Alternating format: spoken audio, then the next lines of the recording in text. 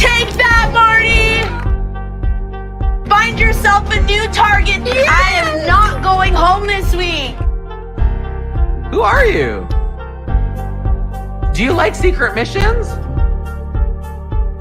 I have no problem backstabbing, manipulating, lying to your face. That's kind of the whole reason that I'm here. Yes, and that's the reason we're here. Big Brother Canada 10, episode 22 is over and has been for about 4 hours. But we're just getting started here tonight on Super Mario Brothers podcasting as we're, in the middle of week 8 here in this season. And on Wednesday, April 20th, it's happy 420 day as well. And it's happy Gummy Bear. Maybe those were weed gummy bears, Jeff. I'm Dave Mader, joined with my brother Jeff Mader here, streaming live on Facebook, YouTube, and on Twitch for this evening. Jeff. Gino, he's on the block. Betty won the veto. What do you make of all this? It's amazing that the gummy bear thing was something to watch. The whole episode was kind of it was like basically Marty doesn't know what's going on, and there's two power couples that are controlling the game. Which one's gonna win? And right, the answer, a gummy bear. The gummy bear won, or I guess like this worked out really well for Kevin in particular, and Helena. I guess the ghosts, as they're known. Right. Yeah. Some different things in this. There was also like Kevin pretending to self-evict. We had the challenge itself, Jeff. This power veto competition. Yeah. Which were they were in the coffin where they had to figure out when they got to 100 minutes. That was the challenge, which would be an hour and 40 minutes, right? Yeah. There were two endurance challenges in this episode. In this week. Basically, right? This HOH and this veto, both kind of endurance based. And Betty did well in both. Betty ultimately wins this one, pulls herself off the block. And then, and because Summer was saved by the Bel Air direct twist, in as we've seen in the previous episode, he can't put up Summer. So he has to pick somebody he's closely working with. Yeah. Yeah. Marty, his whole game here makes no sense to anybody. He is like a walking like torch in that game. Like if you in any way bandy up with him, you will get voted out. Like, it's just karma will find you. And like I feel like if he gets to the end with anybody, the other person's gonna win, no matter what. He's a grenade. Yeah, because like I think there will be a lot of people in the jury who are just gonna be like, I do not want to see Marty win under any circumstances. That cannot be how this season went. Even Kevin or Helena, like I think they're like, this guy is impossible to work with. Like I love that Kevin actually like said it to his face in the house. He's like, "Is that what you want, or is that what Gino wants?" Like like I was just like, all right, so finally, at least somebody said that to him in the house, because it is their little French relationship that they have.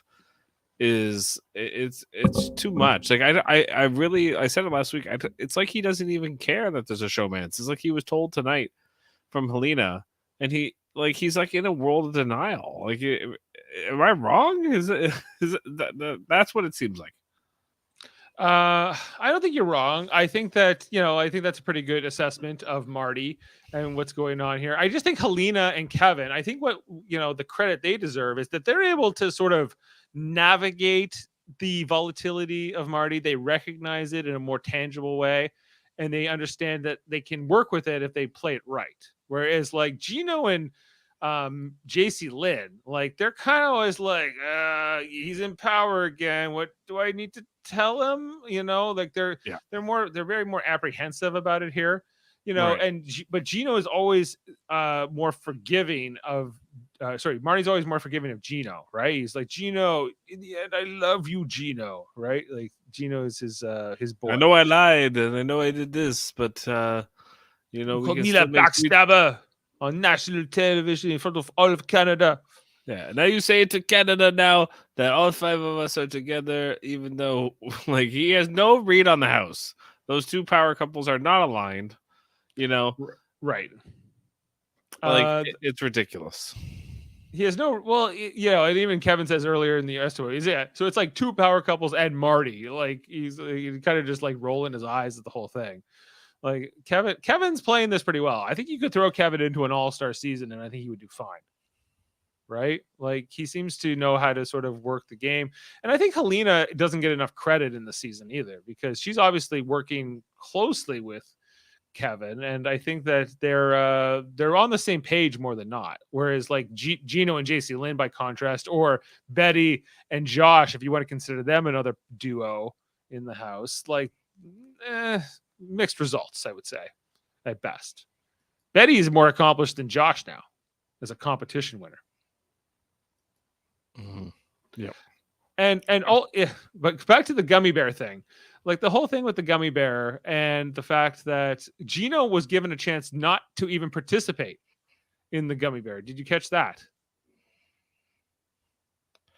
Yes. He says, I have the cup and there are 2 yellow gummy bears and 1 red one, right? Because he's like, I can't, like, he almost like he has like this unbreakable bond with Gino. Like, why? They're the French thing? They're French, and I don't know. I just think I think it comes down to this. Marty feels like he betrayed his honor on TV when he backstabbed Gino. And that's what I think it comes from. Like, I think he deeply believes that he comes across as a bad person for doing that. Whereas I think, you gotta, like, when you're playing Big Brother, you gotta understand that, like, this is a game, and you just met these people. You're not. But some people don't view it that way. They view it as, this is my lifelong friend, and I can't screw him over. It'll, and it's just like, okay. Is Marty thinking about how this is going to be looked upon by, like, even French Canada, more specifically? Maybe, yeah. I can't speak for that, but or bilingual Canada, right? Like, He's I have to wonder. He's Acadian. We see that Acadian flag all over the house, currently in the HOH room. Acadian driftwood, gypsy tailwind. That's right. If you follow the band. Yeah. So ultimately, though, Gino says, no, if we're going to be pulling gummy bears, I'm in on this gummy bear business. And he ultimately gets the red one. And Kevin's reaction just following that, Jeff, tonight was amazing. He's just like, you're gonna put Gino up. He was not even gonna be in the gummy bear thing, and then he was like Kevin's just having a blast. Along the list, which maybe made his whole thing tonight, his whole shtick about self-evicting, maybe not as credible, I thought. And the fact that I think some of the house guests saw through it pretty well. I think Marty was seeing through it pretty well. Ironically enough, maybe.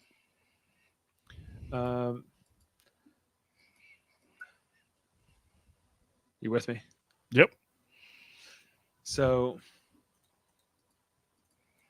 where do we go? The challenge itself. I would kind of just like to touch on this because I thought it was interesting. When they had to lay in the coffins or whatever. But then they started putting like guts on them, Jeff, and they started putting bugs, like and maggots. Right. And then they still got overtime, and then they had to hit a buzzer at a certain, like, what was 100 minutes or whatever. They had like a little like switch in, like, they're in their coffin there. I have a photo of it here. Let's see. Sure. See there. That's what they were dealing with. So they all got to lay in this grave, kind of wearing like not much clothes, and they just had to like count there. And so, Jeff, did you think that the different? I don't know. Like they all kind of said that they were just kind of counting on their hands, right? Is that the only way you can kind of do that? Is that the only way to approach this challenge? Because otherwise, is there just no way to tell? I guess there isn't, right? Like to say when 100 minutes comes up, you have to hit the thing. What are they counting to, like 10 seconds each time with their hands? So Kevin's like, I count on the one hand this, and when every time I get to 10 or whatever, I then add one over here, and then once I do that 10 times, that's 100. Was kind of, or something like that. Was kind of how he explained it. Yeah, that makes sense. I mean, you got to keep it up, though. You got to be mentally strong. You gotta be mentally strong, and like I don't like everybody. You also have to expect that your counting is rhythmic enough to be exactly a second, right? Because if you count half a second or 2 seconds, like you're kind of thrown off there, right? I don't know how reliable this would be, especially when you're cold. They're pouring water on you. They're putting bugs and they're distracting you with voicemails from your family. And it's like, I think this would be obviously Betty came within 25 seconds. Was this because she was an amazing counter? Is this business B? Maybe. You know what? Let's say it is.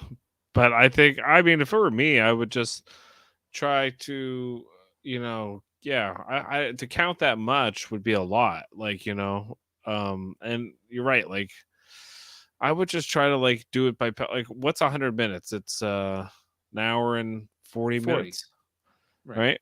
So I don't know. It's tough. I wouldn't count though. I don't think. I think that would be hard, to get that right. I think so. Like, is it more about maybe just guessing when the other people are getting out? Yeah. I guess I don't know. I wonder what Mrs. Betty did. What if she just kind of what felt right? Is like it's an hour and 40. I guess so. Like it's hard to imagine. I guess I could imagine. Okay, I could imagine that some people would be good at that, like just great counters. Maybe they go based on their heartbeat. Who knows? Right, heartbeat would be a good one. Yeah, if you held your pulse, right, and you just count, or even up right up to your neck, right, and you just count it. Like you roughly your heartbeat's going to be 60 beats per minute, right? So if you do that for 100 minutes, then you're good. That's probably the best way to go. And hope your heart rate doesn't change too much. Right.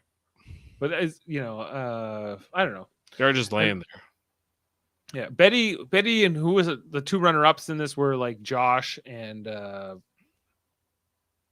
think Summer. Mm-hmm. Right? Or no, it was Summer out first. I can't remember. Summer had a pathetic quote tonight where Summer was just like, I did my best. yeah, no, that was no, I think it was. You didn't even have to do, like, she was safe. Well, yeah, she got to be in this, right? Like, what if she had won the veto? Would she have used it? Like, should she have been disqualified from the veto for having won the safety this week?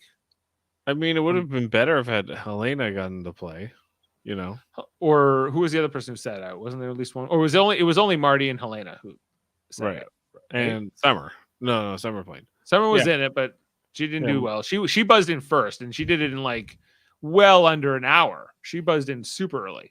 Right.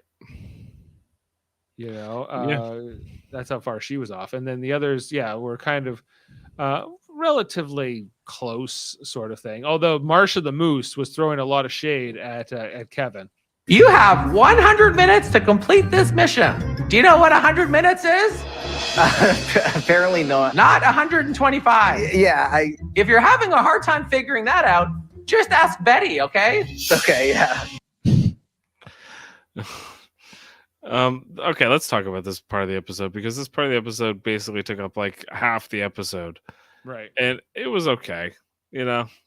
Like, I think they thought it was really great. I don't know. Whatever. I mean, the Marsh and the Moose? Yeah, he convinced people he was like leaving or whatever, but it seemed like everyone was just acting and was kind of going along with it. Like Josh was the only one who cried. You know what I mean? Josh seemed legitimately breaking up. He believed this. He believed it. And Marty was going to stop him, but then he left anyway. I couldn't believe how big his bag was. First of all, like I thought they would go in with like just like this duffel bag, right? And like Kevin had this massive bag, look like for goalie gear. Did they tell him like, okay, like when the doors open, you can't walk through, because if you walk through, they're gonna think you're actually evicted. So like you have to like say that the joke's up. Or I wonder if like Marsha said that to him at some point. I imagine that there are like even there are some kind of parameters around what you can do and not do. Right, because like if it were me, I would just be like, oh, I guess I'd leave now, and then you know what I mean, like, and then they bring me back in. The parameter they explained was you had to go around to each house guest and convince them you're leaving, basically. Right. Yeah. But like some of them were just like, what? And then like they're like, yeah, Helena's like, what? And they're like, check mark Helena. And I was like, Is that like I know who's in the house? Like, is this just to Right. remind us who's in this house? No. That was getting the check mark. But like that's easy for him to go around and talk to everybody. I guess this Right. challenge, like they chose Kevin for this specifically, right? Right. If they had given this to Betty, I don't know. Like after she won the veto, especially, it would make no sense. Right. Yeah, it would. Josh would make sense. I could see them doing Josh. Would Josh have been as convincing? Maybe I don't not. think so. No, this was. I think maybe they did well here, picking Kevin. Do you like secret missions? Ooh, you're so tall. Did you like this Marcia the Moose character? Yeah, it's all right. It's not. She's no Zingbot. Mhm. I feel like she's Big Brother Canada's Zingbot, and it's just not. She's too nice. Big Brother Canada doesn't really have a Zingbot. Yeah, I guess it is Marcia the Moose. Yeah. I want a Zing. I'd rather have a Zingbot. So if it was Marcia the Moose was zinging people, I'd be for that. But Can they import a Zingbot? Can they get a Canadian version? I think Marcia the Moose is, but you just got to change, like she did kind of do it with the ask Betty. Like she kind of ribbed on Kevin, but like that was it. Like That was It was pretty soft. Like you sucked at the competition. Betty beat you. I just want to see that for the whole house. That's all I'm saying. Right. Yeah, and like ultimately, what they got a few pizzas from Pizzaiolo. Yeah. Would you think that was Gino's Pizza? That would show favoritism. But it should have been Gino's Pizza if it wasn't. I don't think it was. It looked like it was like one of the Toronto chain Pizzaiolo. I would guess. I'd care to guess. And they were like, it was a sleepover. They said so. They all had to sleep in that room together.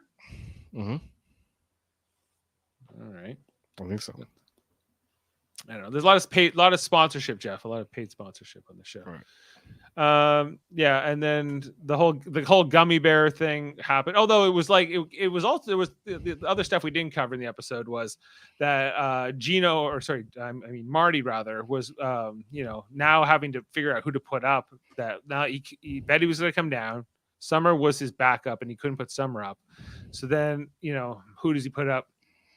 Jacey-Lynne or Kevin was kind of because Helena he's willing to protect more so than those two, and Gino of course. So he's I think he considers Gino and Helena closer to him, and Kevin and Jacey-Lynne as the add-ons to his two closest allies. That's right, but really it's Kevin and Helena are together, Gino and Jacey-Lynne are together, Betty and Josh are together, and then there's just Marty, and he has nobody.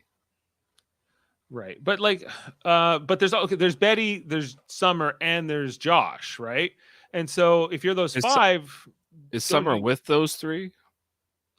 Well, even she's definitely not with the five, right? So kind of by de facto, she's with those two. She's with Betty and she's with and Betty, Josh. I would say, but I don't know how much she's with Josh. Yeah, you never see them interact too much, right? But like it's kind of like it feels like that's the two sides of the house at the moment. Right. More or less, depending on who has power, and things can shift again here. But that's what they're all willing to say. Now, Kevin doesn't care about this. He's not loyal to this. Right this week because Marty happens to be in power. Both the ghosts and the showmans are willing to sort of placate to him, play nice. There's a treaty in place now between the ghosts and the showmans based on we're friends-in-law through Marty, right? It's kind of how this is working, but not really. It's all for show. It's all because Marty wants a show of you tell Canada, what you're doing, and we all pick the gummy bear, and it doesn't matter who go up, and like all that stuff is really like I can't like it was amazing to watch tonight when they had to pull the gummy bear out, Dave, because like four of them were like, oh, I guess because they're going to turn on each other. They know it in their hearts. They're going to turn on each other, and so whoever got the wrong colored gummy bear was going home tonight, basically. And, why did Gino agree to do this? Just to just so that Jacey-Lynne didn't have to do it by herself. Well, that was the thing. Like you were talking about like how Gino and Jacey-Lynne are very timid. They don't need to be. Like they should have been right there on like they should be bullying Marty a bit because it would work. Yeah, it never occurs to them, but they're always like they're afraid Marty's like a landmine. If they step in the wrong way or they look him the wrong way, he's going to do it. Even here, he was like, I saw Kevin talking to Josh, and that he's maybe he's going to flip the house and take you out or whatever he was saying to Gino. And I honestly think, Dave, that if Gino went to Marty and said, "You swear on French Acadia that you're not going to backstab me again," or something like that, right? And he made him do it. Like that's how Marty thinks. And I think but that's not how Kevin thinks. Right, but Gino should be able to tell that's how Marty thinks. You know what I mean? I think Gino. Well, we saw like they were like Gino and Kevin tonight. They had a few moments where they were kind of getting along. Kevin's like, "I love you, man." Like even the part where Kevin is like pretending he wants to self-evict, and Gino's like, "I'm worried about Kevin." And you hear the producer, "We'll check in on him." "Thanks, man. I'll check in on him too." I was like, are these two pals more than I've ever been led to believe? I guess like when you live together for this many days, there's going to be. You get to know everybody, right? We even saw Kevin and Betty, who have definitely had their moments this season, had a couple of things tonight where he's like, "Betty, how's it been on the block?" And they're kind of moving past where she said he was a horrible person and different things that they kind of been through. Oh my god, yeah, she's a little over the top. Like even when she won tonight, the Veto thing, I was just like, oh my god, like just have some grace about what you win. There was no grace. There was no grace to it. This is all. It's just petty Betty, and this is petty Betty all the way. Summer too, because I'm petty. Like Summer also brags and acts like she's on top of the world, and it's just like, oh my god, like like just have some grace and understand like where you are in the game. Like if you're just absolutely dominating everybody, I get it, but yeah, right. Just be happy. I get being happy. I am not going home this week. Right, not going home. Yeah, but she kind of like did it right to Marty's face, like in the room, right? Like what? That was the part. Like do it in the DR, it's fine. Right, fine to do it in the DR, yeah, but like to do it, and he was like very impressive, with being so close to the time. He was just like trying to be gracious about it, right, and she was not having that. She's like, no, that I play dirty on my side of this arch nemesis, right. That's right. Anyway, yeah, and so where do we leave? Yeah, so this whole thing where. So now we ultimately get Gino and Josh on the block here, Jeff. And so I'm trying to figure out like, okay, obviously Kevin and Helena, I think, will definitely want a shot at Gino here. Will they be able to pull it off? I guess so, right? With the help of Summer and Josh, who else? No, Summer and Betty are voting in this. So with Summer and Betty's vote and Helena and Kevin's vote, they can get out Gino this week. And Jacey-Lynne will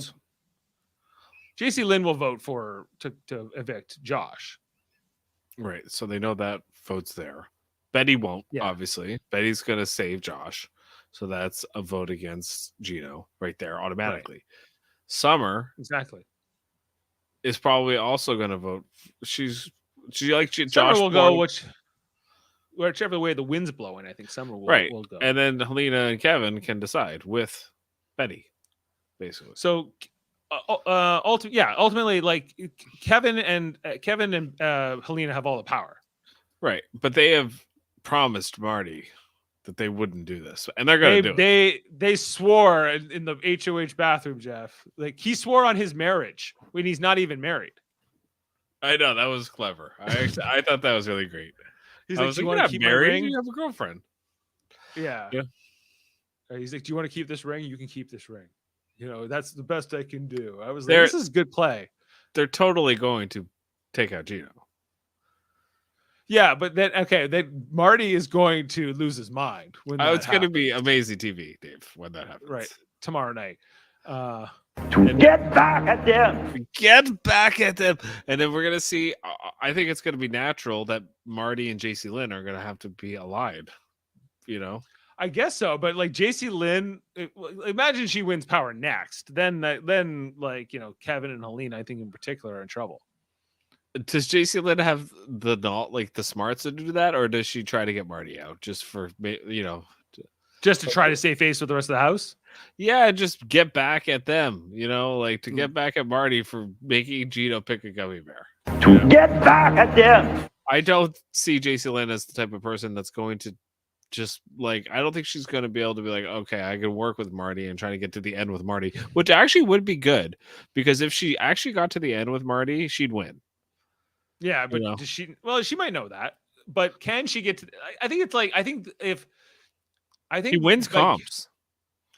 I'm still trying to figure out okay, even if you're looking at this from Kevin and Helena's point of view, is getting Gino out this week versus getting Josh out this week better? Yes. Still better? Yeah, because breaks up the showmance. It just makes everything. The thing is, if Josh won stuff, I would be like, no. But Gino and Jacey-Lynne are probably going to win the HOH next week if Gino's still in the house. True. Most likely. Yeah, and Josh hasn't won anything. And right. Kevin and Helena are good with Josh. And maybe even more so after this, right? When they save him. Yes. And Jacey-Lynne and Marty will be on the bottom of the house. They'll be the easy targets to get out. I would think that Marty would be the next target, right? Because why Jacey-Lynne without Gino in the house is not that big of a threat. No, that's true. And Marty's the comp threat, right? That's the thing, And he can't be HOH next week. No. Right? But then there's win a veto though. There's triple eviction next week too, right? Well, that's the thing too. You get Gino, Marty, Jace out, and you're Kevin and Helena. You really just need to beat now Betty, Summer, and Josh. Yeah, that's a good odds. That's how I'd be thinking. Yeah, that makes sense. Yeah, because it's either going to go from. I think if Josh were to go next, then it's basically Summer and Betty are now the easy targets. I think, right, to get out, or at least one of them out. If you're going to play this thing, however, even if they were to evict Josh over Gino, and let's say wouldn't you have to be thinking, whether you're the showmance or whether you're the ghost, that you have to get out Marty while he's not in power after these 3 HOHs, right? Can you deny the hat trick? At least at one tree, that's a friggin' hat trick. You can't take that away from you. Can't take that away from him. No, but you can take away your ability to navigate this game, because you every time you're HOH party, you dig that ditch even deeper. Well, this gummy bear thing is legendary. I think we'll be remember when they drew gummy bears in the bathroom? Yeah. Whoever got and then Gino got the red gummy bear, and then he got evicted potentially.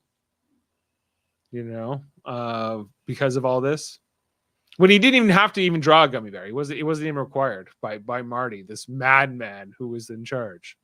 The gummy bear man. The gummy bear man. I think we'll be talking about it for many years to come in all kinds of different Big Brother versions.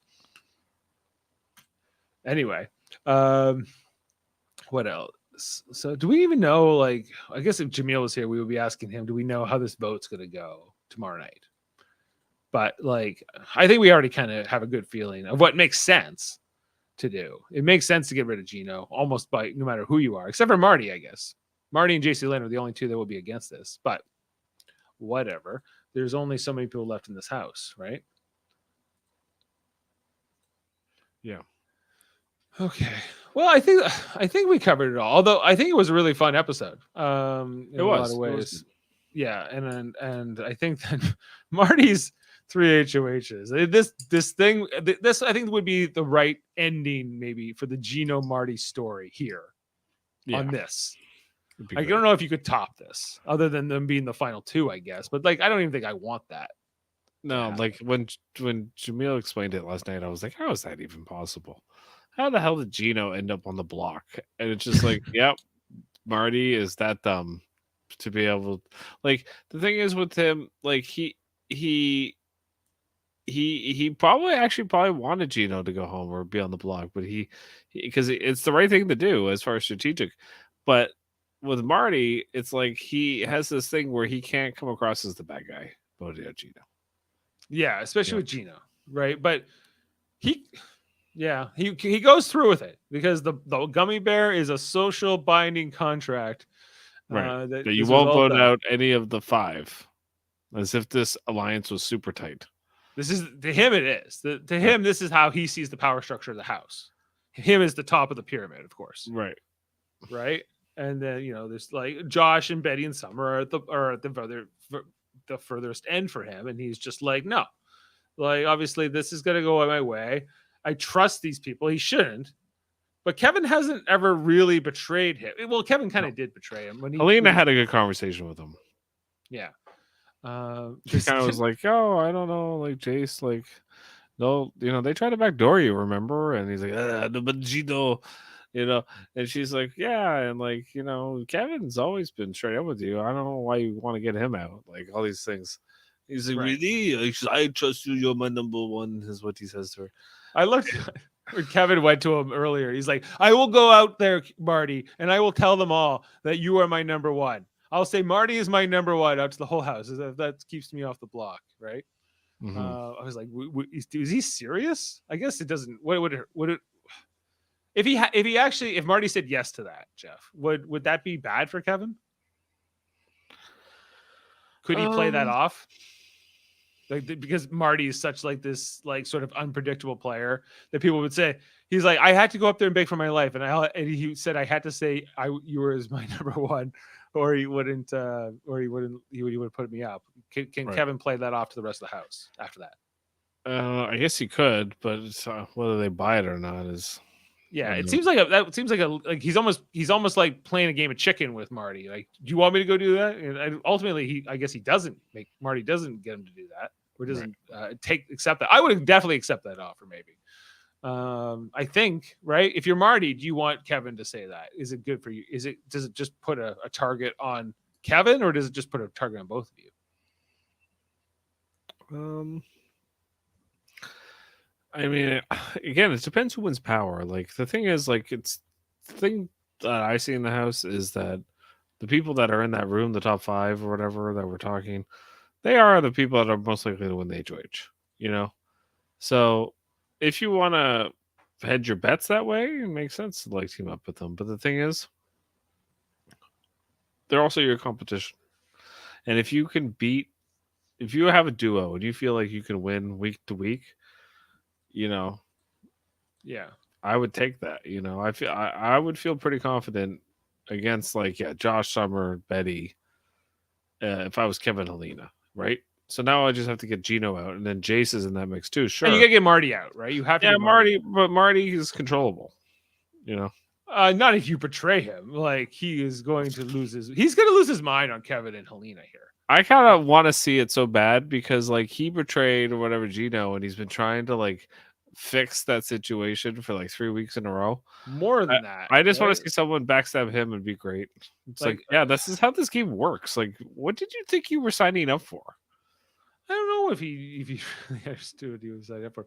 Marty was first HOH in week 2, so this thing goes back 6 weeks ago, Jeff. Yeah, it's been a while. It's every second week it's a Marty HOH, and it's just oh shit. Marty was HOH in 2, and he was in week 6, and now again here in week 8.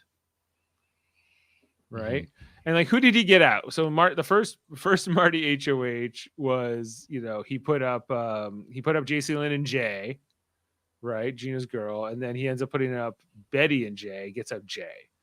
Then the second time is HOH, he puts up Betty and Josh.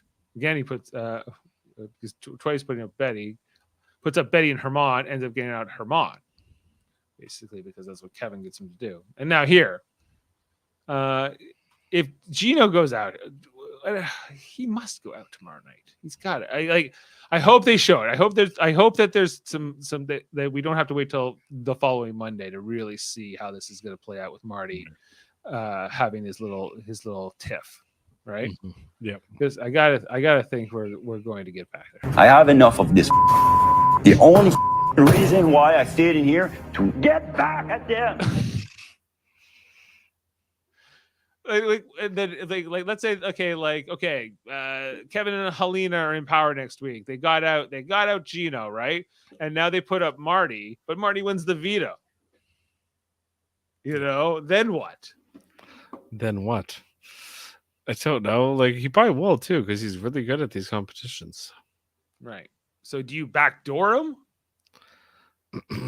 I only guess. Only one person won't compete in the veto next week.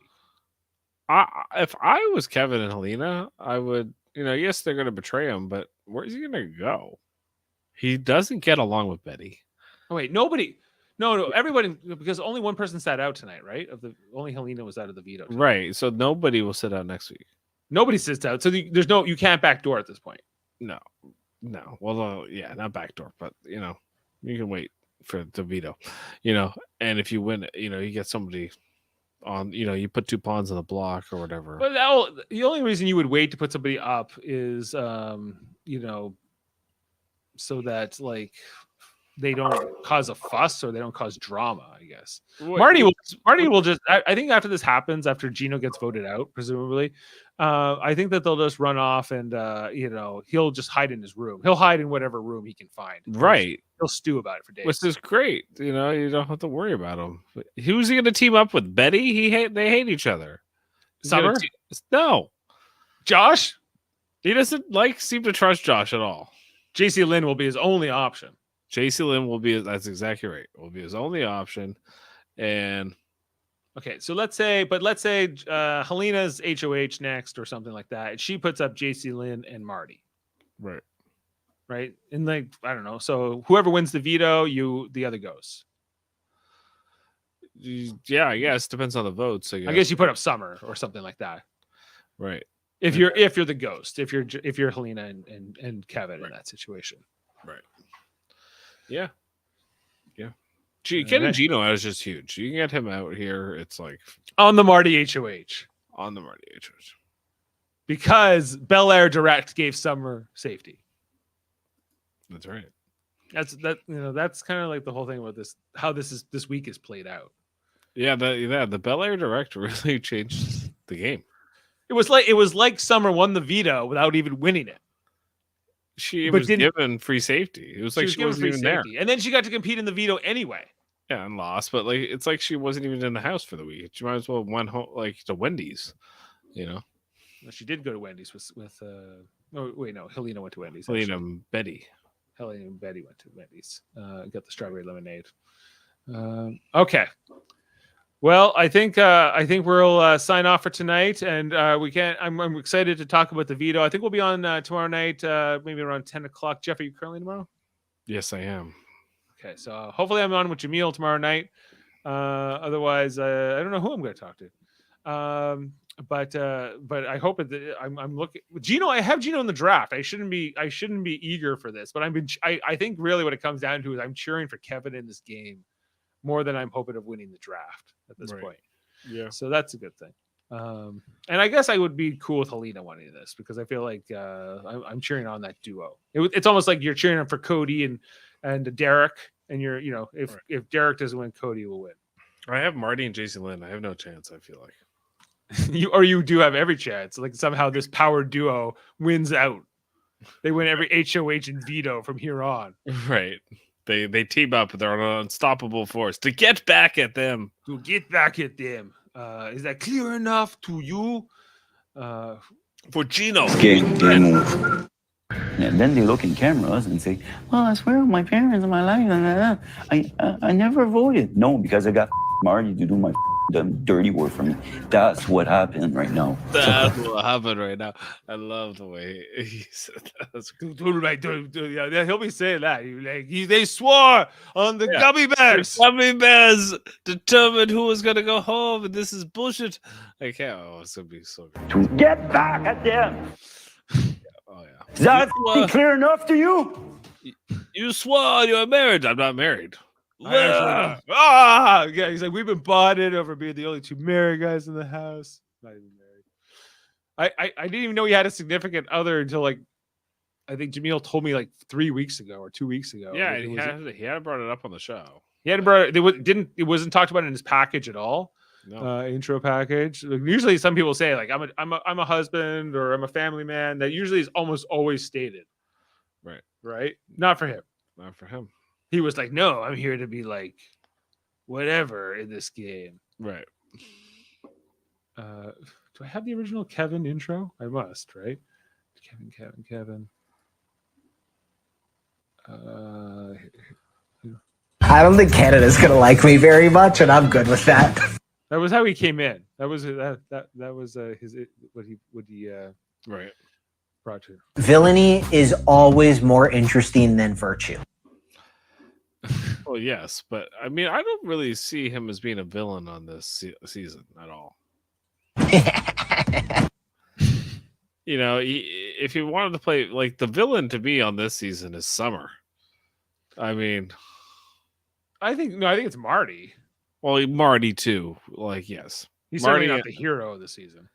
No, but he's just pissed everyone off. He's not a good villain. He just seems like kind of like a fool as far as like his game goes. You know, like the Joker. Yeah, he's like the jester. I don't know. I just see Summer more as a person. Like, she's willing to backstab her own alliance. You know, like Summer's just a self-involved sort of like conceited, right. nonsense player. Like, can't really campaign. She's like, I'm not gonna give you anything. she played so much better when Tynesha was in the house, and then she's just kind of become this like sort of shadow of her former game. It seems like in a lot of ways. Right. Anyway, okay. Well, I'll be on tomorrow night. I believe with Jamil for episode 23 recap and the next week 8 eviction, and only 1 week left in this season, or 2 weeks, I guess. As this will be ending on day 69. This is day 54. So we're closing to the end. Okay, make sure to check out our other channels. We have Live Long and Podcast, a Star Trek themed channel where we talk about Star Trek all the time. Right on Monday nights, right now we're covering Star Trek Enterprise rewatch review, going through episode by episode. We're up to episode 23, I believe, of season 1. If you ever watched Star Trek Enterprise, check it out and watch our reactions to each episode as we go through one by one. Jody Simpson and Adam Woodward and Kevin Millard. We also have Star Trek D Space 9 at 9ish. It's been on Tuesday nights. It's going to be going on hiatus for the next little while, probably for the summer, at least for a bit, because we've been doing that for 2 years, and we got some ball hockey coming back and different real life things, and plus we're on Wednesday nights. We're often busy with Big Brother and Survivor and different things. So we need our schedule to kind of free up before we can resume. But check out, we got 2 years of podcast there, guys. You can go through and check those out on D Space 9 at 9ish. Thursday, tomorrow night, we'll be talking about Star Trek Picard season 2, episode 9. Finding out it's called Mercy. We've been covering all of that season. Episode 9 out of 10 will be tomorrow night reviewed, and we'll go through and look at screenshots and different things. Jody Simpson, Adam Woodward, and maybe Davin Skellhorn. We'll see if he comes in. Of course, I'll be on the Big Brother recap also tomorrow night. Live Long and Podcast. We also have Star Trek Radio Theater, where we do our script reads of Star Trek. Check out the whole back catalog and different episodes over there on those channels. And Trivial Debates, a monthly show. We argue about movies, TV, sports, and more. We got Eamon Mader, my son, set to host the next edition coming up on May 1st, Sunday, May 1st, with Chris Seymour and Matt George competing. And also check out our other friends' podcasts. We got the Hellbound podcast with Michael Chan and Alex Blackburn every Wednesday. They talk about something horror related. There's who else is there? There's Eamon Mader, as mentioned previously, the next host of Trivial Debates. He's going to be. Yeah, he's Sam Jerka. He's got Let's Talk About Fighting Games, his podcast where they talk about King of Fighters and Mega Man and different games like that. Right. And then of course our cousin Davin Skellhorn, he's got Locutors of Trek, a Star Trek themed channel where they do trivia and Raiders Room pitches and different segments, different than what we do over in Live Long Podcast. And also he's got X-Men the Animated Series every Tuesday, X-Rated, where they go through each episode of X-Men the Animated Series, rating and reviewing it. The great cartoon from the early 90s. Okay, And also here on Super Mario Brothers Podcasting, I think we're going to be trying to do maybe a recap of Severance coming up soon. We're also looking ahead to Moon Knight that around when all of those 6 episodes are dropped, and Doctor Strange as well in the near future. Lots of things coming your way in terms of just our recaps and reviews. Yep. Here on the show. Okay, well, we're gonna sign off for tonight as we're approaching midnight. We'll see you next time. Until then, everyone is always one. And remember, someone is always watching.